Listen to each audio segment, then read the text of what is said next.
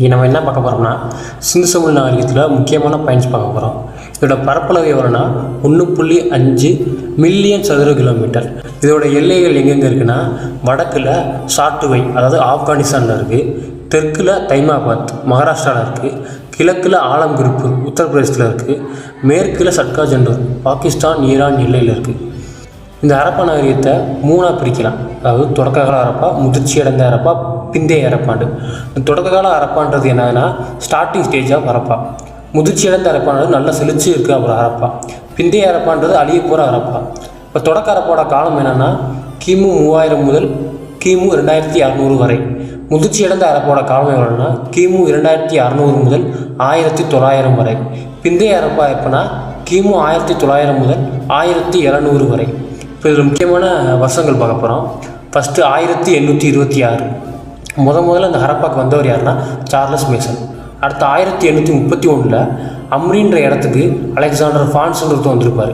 அடுத்து 1856 லாகூர் டு கராச்சி, இந்த கராச்சிக்கு இன்னொரு பேர் தான் முல்தான். இந்த இடத்துக்கு ரயில் பாதை அமைச்சிருப்பாங்க. அப்போ நிறைய சுற்றுச்சங்கங்கள் கிடச்சிருக்கும், அதை வச்சு ரயில் பாதை போட்டிருப்பாங்க. அடுத்து யாருன்னா அலெக்சாண்டர் கன்னிங்காம். இவர் 3 முறை ஹரப்பா நாகரிகத்துக்கு வந்திருப்பார். எப்போனா 1853, 1856, 1875.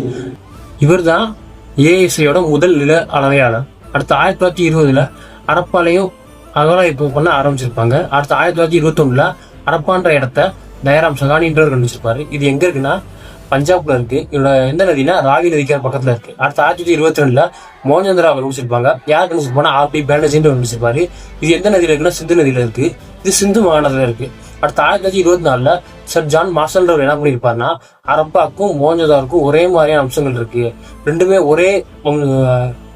ஒரே நாகரிகத்தை சார்ந்தது தான் அப்படின்னு சொல்லியிருப்பார். அடுத்து 1940 ஆரிய வீரர் வந்திருப்பாரு. இவர் என்ன பண்ணா ஹரப்பாவில் அகலாய்வு பண்ணியிருப்பாரு. அடுத்து 2007 என்ன பண்ணியிருப்பாங்கன்னா மேலப்பெரும்பள்ளம்ன்ற ஊர் தமிழ்நாட்டில் இருக்குது, பூம்புகாருக்கு அருகில். இங்கே என்னன்னா ஒரு பானை கண்டுபிடிச்சிருப்பாங்க. அந்த பானையில் அவங்க அம்பு குறியீடு இருக்கும். அது எப்படி இருக்குன்னா மோகஞ்சதாரில் கிடைச்ச இலச்சினை போலவே இருக்கும்.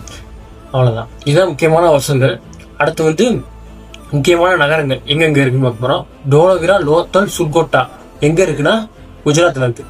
வனவாளி ராகிகர்கி எங்கே இருக்குன்னா ஹரியானாவில் இருக்குது. காளிபங்கன் சாங்குதாரா எங்கே இருக்குன்னா ராஜஸ்தானில் இருக்குது. ரூஃபார் எங்கே இருக்குன்னா பஞ்சாப்ல இருக்குது. அடுத்து சிந்து சமவெளி எழுத்துக்களும் திராவிட எழுத்துக்களும் நெருங்கிய தொடர்பு கொண்டது அப்படின்னு சொன்னது இராசு பாதிரியார், ஐராவதன் மகாதேவன், பாலகிருஷ்ணன். நன்றி.